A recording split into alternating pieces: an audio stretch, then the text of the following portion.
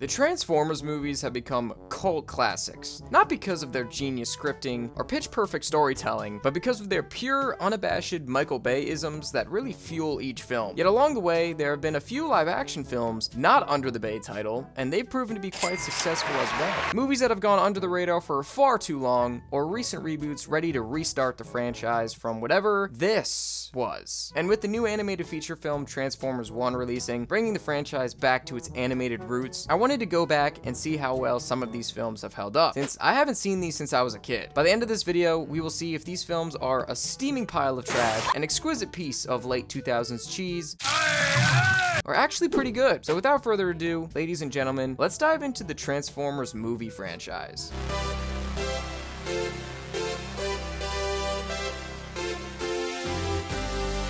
Okay, so going into this, I had no idea this was connected to the TV show from the 80s. This movie came out decades before I was even a thought in my parents' mind, so when I started watching this, I was hella confused as to what was going on. However, as soon as I realized it was related to the events in the show, I understood why I was confused. I was still confused, but I at least understood why. And as much as I'd like to watch the show, I don't think I have the capacity to watch two 50-episode seasons to understand what's going on in this one, okay? Soon. That being said, holy hell, this movie is an acid trip. I swear if you put anyone on some type of psychedelic and made them watch this, it would either be the best experience of their life or the most traumatic. This movie's plot, in a quick summation, is that Cybertron is being run by the Decepticons, and the Autobots are mustering up a resistance team to take them out and get Cybertron back. But in the distance, Unicron, this massive planet thing, wants this box called the Matrix so he can become the strongest being in the galaxy and destroy Cybertron once and for all. To do his bidding, he recruits Megatron and turns him into Galvatron and becomes Unicron's puppet to enact his bidding. This movie is a brisk 80 minutes plus credits, and that was the best thing I could have hoped for, because holy hell does it get long after this. Movies nowadays be putting me to sleep since I need to watch 3-hour movies now, with every film thinking that the longer something is, the better. But Transformers the movie knows what it is and gets right into it. I imagine this film is exactly how most episodes play out, except it's stretched into a longer piece of media. It's got bombastic action sequences set to some of the coolest looking animation I've seen. I can't believe kids got to see stuff like this back in the 80s, man. Nowadays, kids be watching whatever the fuck this is. The animation is so eye-catching, I was just staring at my screen for like a whopping 5 minutes straight. I don't think that's good for my head, but hey, I got to watch robots turn into vehicles and shoot laser cannons. The story is nothing crazy deep, nor did it leave me feeling like my life was changed. It's quite simple, as all of the story beats simply surround the idea of Unicron trying to destroy Cybertron, and the Autobots have to stop that from happening. The action scenes and battles were really fun and entertaining. Again, this type of stuff is crazy cool to watch, and the whole atmosphere of Cybertron as a planet looked so cool. I'm not sure if any live-action movies represent Cybertron at all, but if they do, I hope it looks as cool as this. The way certain Transformers transform is really well done too. Like, I'll always enjoy seeing Optimus turn back into his truck form, man. It's so radical. The voice actors here are great too. Of course, Peter Cullen as Optimus was just amazing, but other characters like Galvatron, voiced by Leonard Nimoy, was great, as well as Orson Welles. Yes, the guy that made Citizen Kane as Unicron was awesome too. I simply had a great time with Transformers the movie, and that's all I really wanted. I didn't need anything genre defining. I went in with the expectation to be entertained, and this movie did exactly that. Throwing this on the tier list, I'd give it an A. It was nice seeing a Transformers film from a time period that wasn't related to Michael Bay. But oh well, guess it's on to...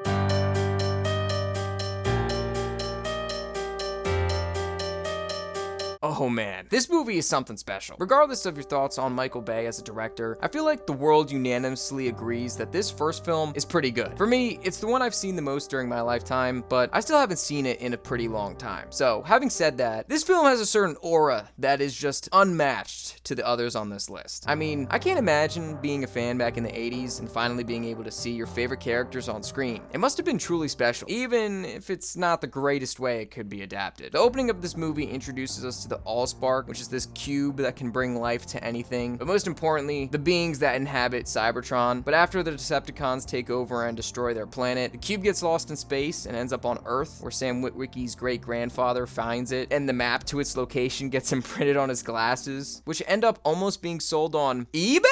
You don't know how funny it was for me to see that every alien on Earth finds Sam because of eBay. This movie does a lot with the limitations it puts on itself. Trying to make this extraterrestrial franchise more grounded by keeping it on Earth was a pretty big obstacle that the writers just didn't even try to make sense of. I would have loved to see Cybertron in live action, and given the fact that these aliens have really detailed backstories there, I would have liked to see how some of it unfolded, especially with Bumblebee and the fact his voice box was ripped out. Trying to make sense of this deep state government conspiracy nonsense and how it connects with Optimus and his crew was just laughable. But I mean, hey, if these guys existed, I'm sure the government would tell us right away, right?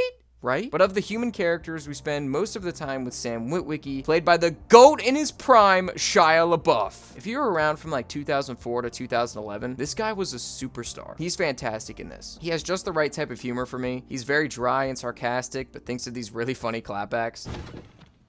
What's up? What's with the bat? Who are you talking to? I'm talking to you. Why are you so sweaty and filthy? I'm a child, you know, I'm a teenager. I'm not sure if it's improv or it's in the script, but his delivery is gold. And I'm not sure how many people like his parents in this movie, but I feel like they were used just enough to feel not annoyed by them, and they added a nice counter to Shia's sarcasm too. And if you were old enough to feel any type of way towards women in the late 2000s, let's just say Megan Fox in her prime was.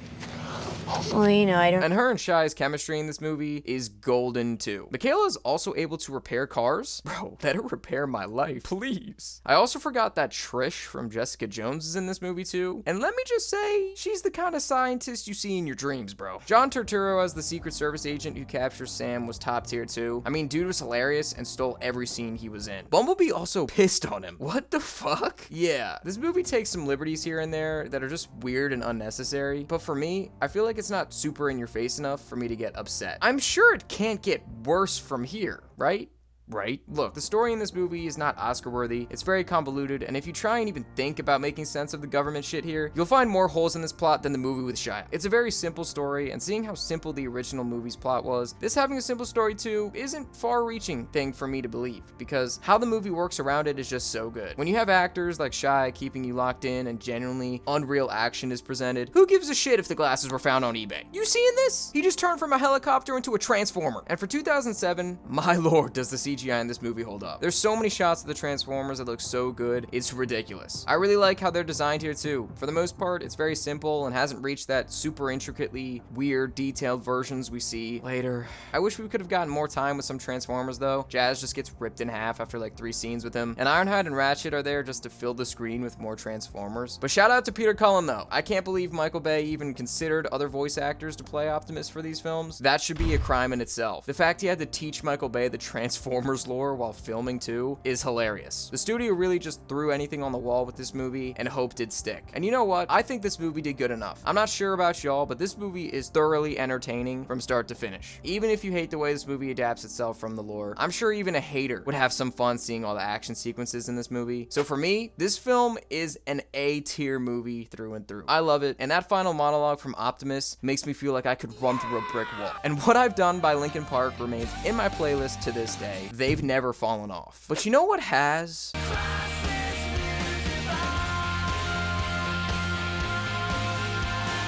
Yep, this is a movie, alright. Look, I'm not going to lie to y'all. I went into this movie expecting the worst. Like, low of the low terrible, right? And, guys, don't hate me for this. I had a pretty enjoyable time. Okay, I know, shocked me too. However, this movie isn't good. I know this is quite the contrarian statement, but I find this movie to be so bad, it's good in the beginning. But after the 90-minute mark, it starts to become so cringe that it hurts. Yeah, this movie is ironically the funniest movie ever made, if you just turn your brain off to any sort of cohesive storytelling. Although, I think turning your brain off for movies is a cop-out half the time, I can't help but think that's literally the only thing you can do for these films, because your brain might explode trying to make sense of this story's plot. Not that it's complex, more so it's just so dumb and crazy that the synapses in your head might pop. There are so many scenes in here that are the dumbest thing you may have ever seen or heard, and it's kind of hard to look at this film in a critical sense, because my goodness, is the complexity of this movie so simple that I honestly give it credit for it. Like, Michael Bay and co were so hard pressed to release something for this franchise, they just couldn't wait for writers to do it. Impressive. This time around, the government is so pressed about Autobots not giving intel on their weaponry that they explain the entire entire confidential locations and information of Megatron's whereabouts that lead the Decepticons right to him. I've never seen a more blatant exposition dump in my life. It's laughable. So instead of the Allspark, Sam gets the information of it imprinted in his brain, which causes him to have literal meltdowns in class and spaz attacks. And oh my, is this the funniest shit I think I've ever seen. The Sentinel Prime expedition receiving echo on a signal. You wind up with a formula for interdimensional energy creation a mass alone can't possibly explain. Come on, guys, I can't be the only one in the class. Also, what's the deal with the ridiculous sexual innuendos in this movie? Hey, Professor, I'd do anything for an A. Young man, there are no questions until I've reached the climax of my lecture. Say my name, say my name. What are you allowing to happen to your foot just then? At least he's faithful, Sam. Like, what kind of weird boys' den writers' room did they have for this movie that they thought this was, like, what was needed for the movie? And the weird-ass voices and accents they give these robots, like, I feel these were racially motivated. Why don't you get a haircut with your bitch ass? You can tell that once they decided to kill off Optimus halfway through this movie, the good stuff that kept me engaged started to lessen, and all the bad shit just kept getting amplified. Bro, who let this guy cook? This dude is the epitome of that weird roommate you get when you start college, and homie just casually has 2 IT tech slaves in his back dorm room? What? But in terms of good stuff in this movie, because yes, there are some parts I did enjoy. I found the action scenes to be unreal. Like, regardless of plot, I was glued in for the entirety of this movie due to how crazy this movie's action was. Again, the CGI in these first few Bay Transformers movies is unreal. And shout out to the sound designers that really hook you into the transformation scenes. I feel like they don't get the hype they deserve for making this as immersive as it is. Optimus was amazing as always, and like I said before, him being gone for half the movie was felt dearly. But the scene of when he takes on 4 Decepticons by himself was cold as fuck. And how he rips the Fallen in half in the end was wild. Also, the Fallen was garbage. Not much more I need to say since they wasted Tony Todd for 5 minutes of overall screen time. But hey, there's Megatron! This movie is horrendous. Sam and Michaela's chemistry is terrific though. Shia and Megan have really good banter, and they're honestly really funny whenever they're in a scene. I also thought their conversations about their love for each other was quite heartwarming. I can't wait to see how it progresses in the next one. And Shia is continuously funny as hell. If you go into this movie for an entertaining time, you will find it, even if the movie is garbage. And I could say that I was captivated from start to finish because of how ridiculous this movie was. Holy shit. Why was this movie 2.5 hours long? And the movie ends, and it doesn't feel the need to explain why he doesn't see those symbols anymore. So, yeah. Anyways, I'm putting this movie in C tier. I'm realizing this task of watching these movies is gonna be harder than I thought. All right, let's keep going.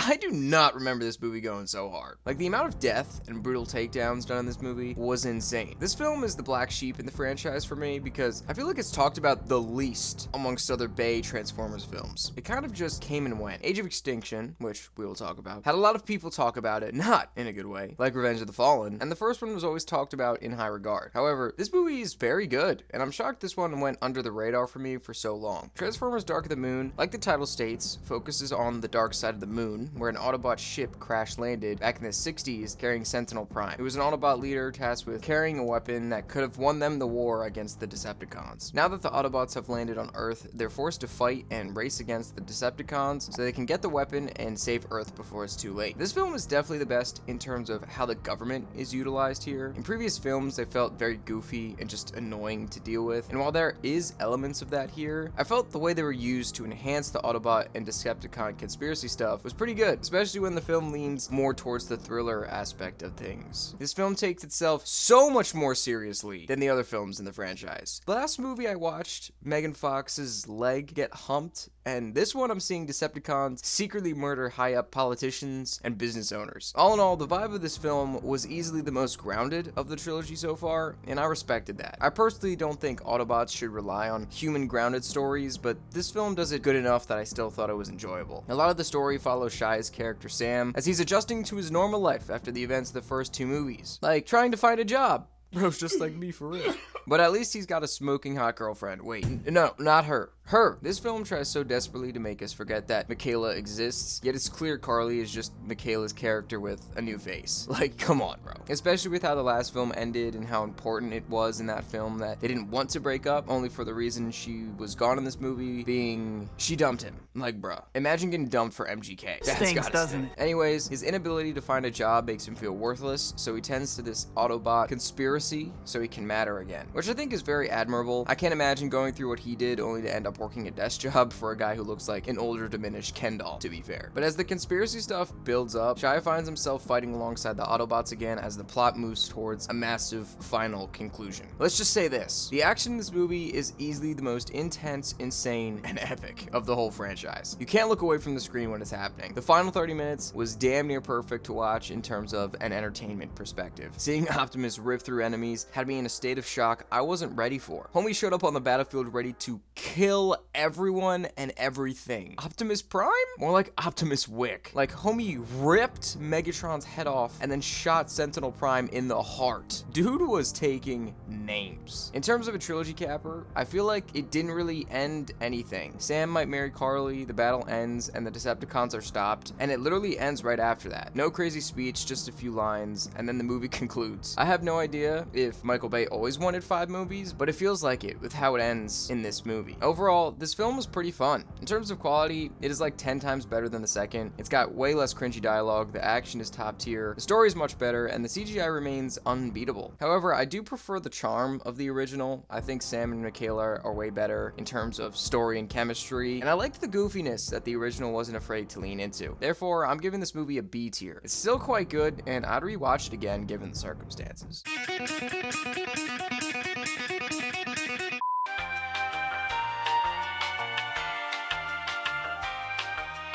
Dude, where do I even begin? Seeing this movie as an adult, especially after rewatching the first 3, really put into perspective just how bad this movie is. However, to keep this semi-respectful, I'll talk about the things I liked first because it'll only take me 30 seconds. And while they may be quick to some, that's a whole world record for others. Anyways, I thought the action was pretty decent again. It's entertaining in some parts. Of the 4 so far, it's definitely the weakest, but it's still fine to look at. I thought the transformation sequences with the nanotech transformers was cool looking and made for a different take on the action we'd be getting so far up to that point. Optimus is great as always. Peter Cullen remains the GOAT, even though Optimus is slowly getting darker and darker each movie, to the point I think homie's ready to just side with the Decepticons and just kill the entire planet. With what they did to my boy Ratchet, that's no shocker to me. Optimus' speech at the end of the movie was top tier though, I'll give it that, and the scene where Optimus rides the Dinobots is a top 5 Transformer scene of all time. It's so fucking cool. Stanley Tucci is a man of pristine presence. It's just a shame they didn't let my boy cook with a decent script and good dialogue. The same goes for half the actors on this sheet. I also found the idea of big tech melting down Autobots for parts to use for better tech was an interesting plot point if it was developed better and more elegantly. And oh, Bumblebee is here. My king. Alright, that just about wraps up the good parts of this movie. So yeah,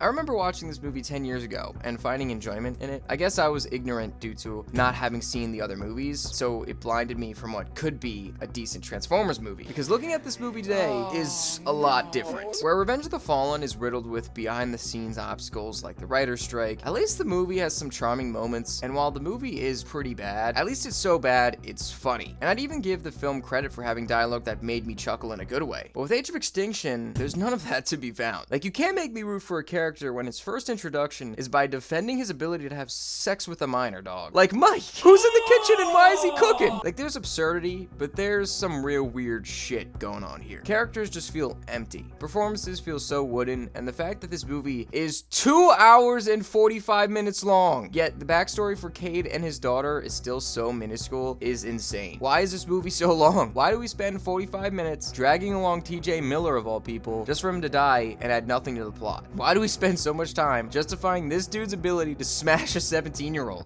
While I was editing this video, I just wanted to make a quick statement. As a fellow Irishman myself, we do not claim this guy, like at all. And Cade and his daughter have such a wooden relationship, I just can't feel any connection there. This is my biggest issue with these movies bringing in real characters. Since they want to have super serious stories revolving around them, other than Revenge of the Fallen, they don't have enough time to develop it. So they try to juggle the serious stuff with this world-ending alien plot next to it, and it feels so discombobulated from like a tone point of view. There's a reason the first movie is so easy to interpret. Yeah, the story is pretty cheesy, but it doesn't try to be super serious, involving big tech corporations, murdering Autobots for parts, and an alien government trying to steal Optimus Prime back. It was simply about a young kid who happens to have an alien car and then needs to work with these aliens to stop Megatron. It's simple, and I think that's what serves Transformers best, because Cade being an inventor, I'm an inventor. serves nothing here. He could have been anything or anyone, and the plot of Optimus being a worn down truck, afraid of human life, could stay the same. Even his daughter's college admission stops holding weight after they get engulfed in this Autobot war in China, of all places. Just trying to juggle all these plot points is boring, long, and holy hell needed to be cut down. Also, who thought it was a good idea to kill off Ratchet like this? Actually pissed me off. Homie was there since the beginning, and he barely puts up a fight? I'm sick. Why do the Autobots need creators? I don't like this idea at all. What was the point of the Allspark or the Matrix? Is it just some invention the creators made to continue making more Autobots? Feels kind of lame to me. And yeah, the CGI looks the worst here compared to the other movies. The fights aren't as memorable, and Lockdown for sure is not memorable. The only Lockdown I know is from 2020, and it's definitely not related to this guy. We get Galvatron here too. And finally, the United States government and big tech. What's worse is that Stanley Tucci's character is clearly profiting off of dissecting Autobots for parts, killing them for human gain and profitability. Yet by the end, we're supposed to be happy he's alive? Like, I believe people can change. However, this doesn't justify the fact he massacred many Autobots for the sake of the CIA for many years in order to profit from it. Like, lock this piece of filth up before he starts doing it again. Yeah, this movie's pretty trash. I don't find it endearing at all. It's weird in a cringe way, and I can't believe I'm saying this, but yeah, it's worse than Revenge of the Fallen. Age of Extinction is a D-tier movie, and I'm sure the next one can't be worse, right? Right?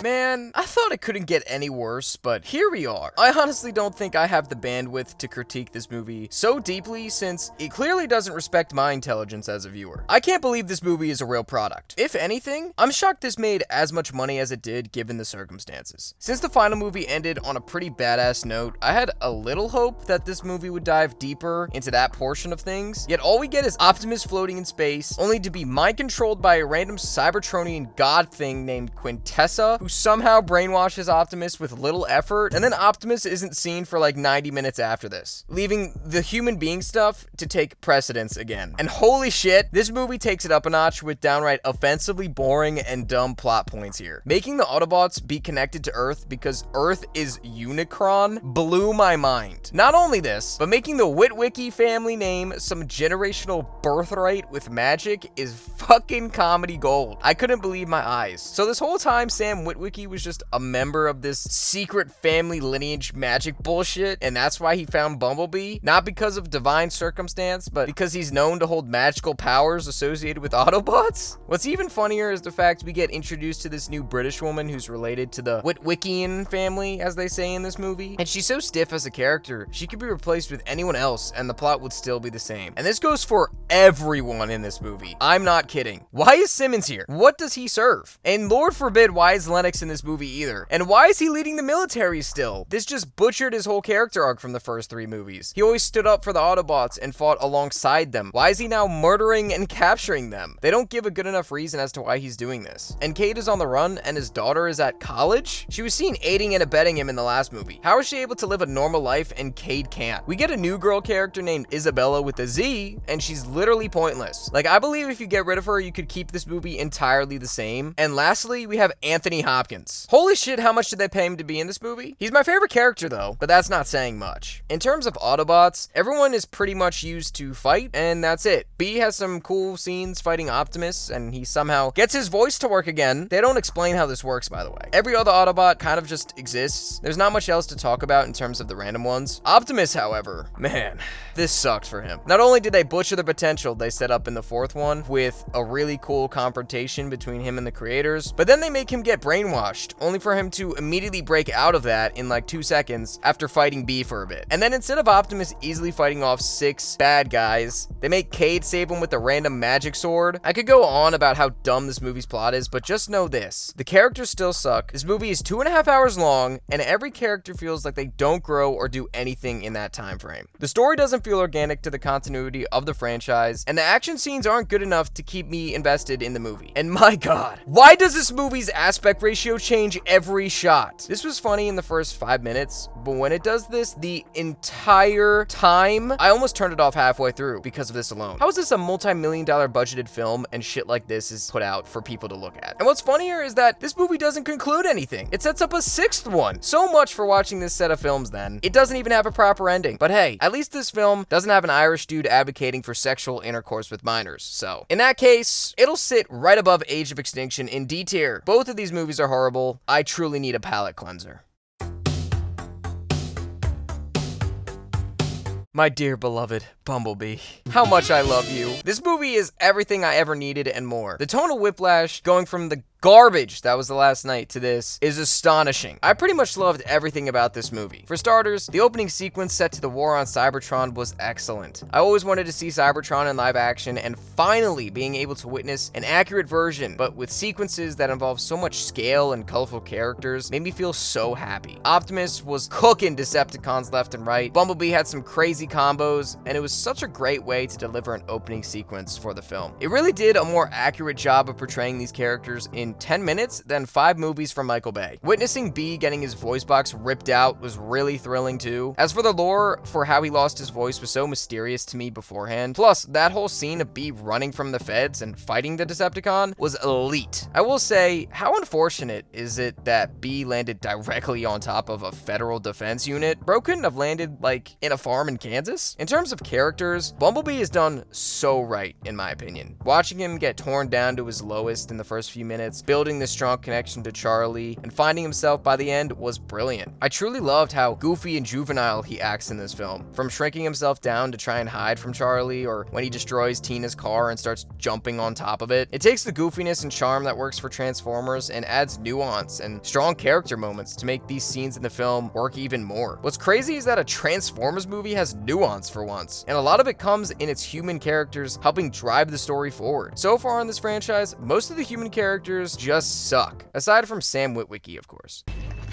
So when this movie makes you care for Charlie, I was genuinely in disbelief. Her goal of trying to fulfill the trauma of her dad's passing by working on cars in his absence was really heartwarming. I like that the effects of his passing play a large role in how she acts and her unwillingness to overcome her fears right away. Her being afraid of diving, something she loved as a kid, and her inability to do it anymore struck a chord in me. So having these nuanced feelings attached with the character also trying to find his place in the world and find himself was really sweet. Even secondary characters have room to shine here. Characters like Charlie's mom, who had an easier time to process her husband's death, cares deeply about how Charlie feels and wants to understand why she's acting the way she is. John Cena is perfectly cheesy, but he's a soldier who wants to protect his country. We've seen this before, but it's done better here because when given the information on how the Decepticons scheme, plus being saved by Bee in the end, he changes. Which Lennox from The Last Night should have been. Having the film be set in the late 80s also works wonders for the vibe this movie gives off. Transformers are so vibrant and colorful, so setting it in a time known for its vibrancy was really cool. It also allowed for the cheesy tropes to come off better too. Having moments of levity where you see Bee, Charlie, and Memo enjoying each other's company, destroying cars, going to beaches, and just being able to soak in every character was such a breath of fresh air. Every movie before this was in such a rush to get to the end, and it devastated me. Some of my favorite moments from the original Transformers is when Sam, Michaela, and Bee are just interacting with one another. So this movie, knowing it can take a second and breathe, was very refreshing. This doesn't mean the movie has no action though, and honestly, when it does do action, it's freaking awesome. Again, the Cybertron battle in the beginning was damn near perfect. The fight against the Decepticons in the beginning was great too, and the final battle where Bee fights Shatter and Dropkick was so well done. Shooting scenes from Charlie's perspective as she runs away from these massive robots fighting behind her was so engaging. Plus, the fight choreography in general was pristine. You could see Bee using his smaller size and agility to do some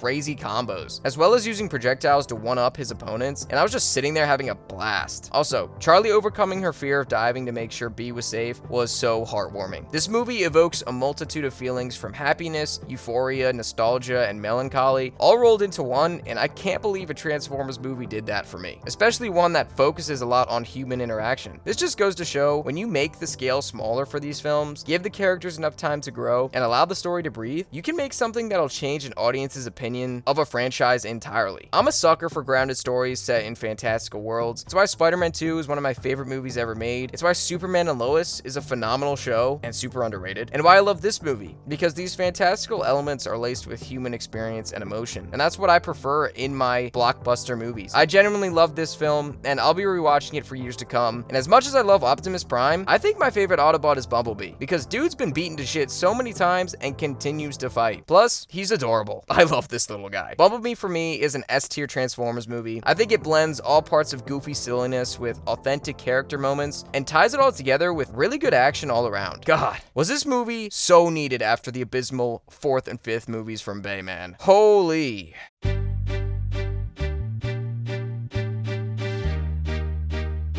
You know, I'm convinced that after the success of Bumblebee, what was once a prequel to Michael Bay's Transformers instantly became the kickoff for a new franchise. So they retconned it and turned it into a reboot only 6 years after the end of Bay films. And as a Spider-Man fan, a new reboot every 5 years is nothing new. So going into this film had me optimistic, especially since Bumblebee was so good. I had a feeling that this movie would retain that kind of vibe going forward. In layman's terms, I thought this movie was pretty good, but there are some things that kind of turned me off from it in a way. For starters, I'd like to say that I enjoyed the action scenes aplenty here. This new franchise knows how to make exhilarating action set pieces, but still make it look cartoony and fun, which I admire. I don't think it looks as crisp as Bumblebee's, but it still looks good regardless. That whole final battle scene in Peru, where the Autobots, Noah, and Elena fight the Terrorcons, was an awesome set piece, and I was glued to my seat when that was on. I also thought the battle at the museum was done really well too. I can't help but get excited when a Transformer transforms. I know, it's in the title, but every film so far proves to me why it's such a cool thing to watch and witness, especially when the cars can manipulate like their insides, so you can go from forwards to backwards and all this really cool stuff. I also like seeing a new cast of Autobot characters. Although some of them aren't my favorite, I still think it's nice seeing new characters from Cybertron in every single movie. For the most part, I really enjoyed the Terrorcons. I thought that Scourge was a really cool new addition to the villain hierarchy, and Peter Dinklage gives a shockingly good performance. Yes, it's been pitched to high heaven, but it still sounds really good. I also thought the introduction of the Maximals was pretty cool. I don't know the lore behind them that much, but seeing a giant gorilla with Autobot-esque armor on was pretty radical. Also, any scene where Optimus kills somebody is just cold as fuck. In terms of negatives though, this film feels very reminiscent to Bay-style Transformers in that the story really carries the film instead of the actions of the characters. With Noah, who has the most layers of the human characters here, his issues feel forced onto him, and the dialogue feels very on the nose for his convictions and actions, just so the story can move forward. And with Elena, she's kind of just there to be the certified historian, which is cool, but we don't get to learn much about her until told by the script about her parents. I also wasn't a huge fan of Optimus hating humans. It just felt out of place. And I know I can't compare how he acts in a previous franchise to now, but the Bay films had him fall out of love for humans after seeing how horrible they turned into from the first movie over the course of 5 films, and that felt kind of natural. But with this film, Optimus hates humans already for no real reason. Even Bumblebee likes the humans, and Optimus just brushes it off. I like the fact that Noah's arc and Optimus's were one and the same, but I felt that Optimus completely hating or disliking all humans in the beginning felt weird. Also, why did they cast Pete Davidson to play Mirage? My head started hurting after 3 lines said by him. I don't even dislike this dude's acting. I just think they overdid it with him here. When you hear Peter Cullen going off in the booth and then it cuts back to Pete Davidson or Lisa Koshy of all people, it just sounds horrible in my opinion. It seems this trend of casting popular celebrities as famous voice characters will not go away anytime soon either, which is very upsetting. Also, Unicron felt tacked on. I wish they just focused on him transforming instead of this whole eating planets nonsense. I actually like how the animated movie from the 80s made him transform so that he could fight Cybertron. Instead, he feels like a Galactus clone here. However, at least this movie was only 2 hours. God bless. And that G.I. Joe tease at the end was kind of insane. If you grew up playing with G.I. Joes as a kid or watching the G.I. Joe movie with The Rock, then the possibility of G.I. Joe and Transformers crossing over is high-key insane. With that being said, I'm giving Transformers Rise of the Beasts a B tier. For its flaws, I think the way this new rebooted franchise is going is super fun, and I'm very excited for where it goes in the future. However, I pray the series gets a proper conclusion, because I've watched 9 films now, and none of these films have a proper franchise conclusion. And speaking of franchises, we've just got a new edition that takes the movies back to animation with...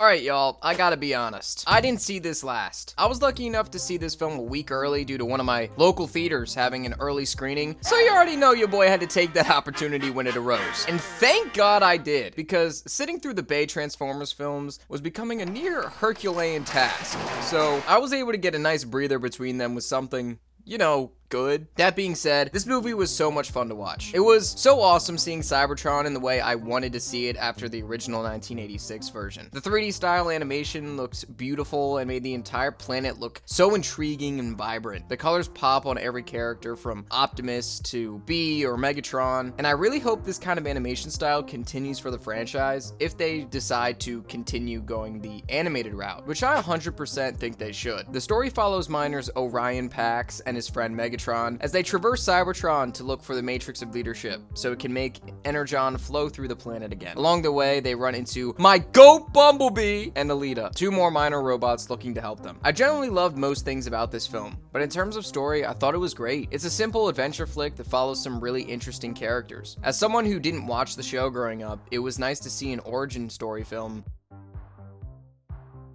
for these characters and see how they became the symbols of hope or to the rivalry between Optimus and Megatron that the Bay films never really touched upon as much as I would have liked. You got to see how the feud between Orion and Megatron began, and that was really fun for me. I'm sure fans of the franchise will get a kick out of seeing their heroes be represented in a way that they appreciate. Characters like Bumblebee and Alita were cool additions too. However, I feel these two had the least amount of overall change by the end of the film in terms of character arcs. One of my biggest criticism with origin stories is when writers feel the need to incessantly degrade our main protagonist by telling the audience that they're too naive and incompetent instead of just letting us see it ourselves. Like, we see Orion make mistakes and be naive. You don't need to tell us over and over again about it. It just makes it harder for me to watch. And they gave that role specifically to Alita too, as she's the only one who makes these remarks towards Orion. Again, I know this is his origin, but I've seen his mistakes. I don't need Alita to tell me that he's incompetent like 5 times. It just makes it feel disrespectful, and it seems like the writers don't trust the audience, which I don't really like. I also feel that it detriments Alita's character too, since all she's really there to do in terms of a character is make fun of Orion and then make a semi-decent pep talk, which kind of sucked. I'll also say that I truly miss Peter Cullen's voice, man. I'm still not a fan of voice actors being replaced by celebrities. I made a whole video talking about it with Chris Pratt, but it really just doesn't sound right to me. And so there's some scenes that can feel off when they speak, since their voices sound so crisp and clear when it's supposed to be coming out of, you know, a robot. There's no grit to any of the voices, but it's not horrible. But other characters involved, like Sentinel Prime, who's the main antagonist, was awesome. Seeing Alpha Trion, voiced by Lawrence Fishburne, was really cool too. Getting to view the original Primes as they were being attacked and witnessing their abilities was so fun to watch. In terms of transformation sequences, this movie's use of them was so good. I mean, every time someone transforms, it looks so smooth and cinematic. I was glued in my seat. The action sequences that take place during these scenes are top notch. Definitely some of the best in the series overall, especially that last fight sequence. Everything from Orion turning into Optimus, Megatron becoming a villain, and the fight between them to the narration. Dude, I got chills. I highly recommend y'all see this movie in theaters. It's a really fun time and takes the franchise in a really great direction. And it was so nice seeing a Transformers movie not be related to humans in any way. It's crazy it took 40 years for the franchise to bring it back, not only to animation, but away from Earth. And I am forever grateful for that. Throwing this on the tier list, I'm giving it A tier. Y'all really should check this film out. It's a ton of fun.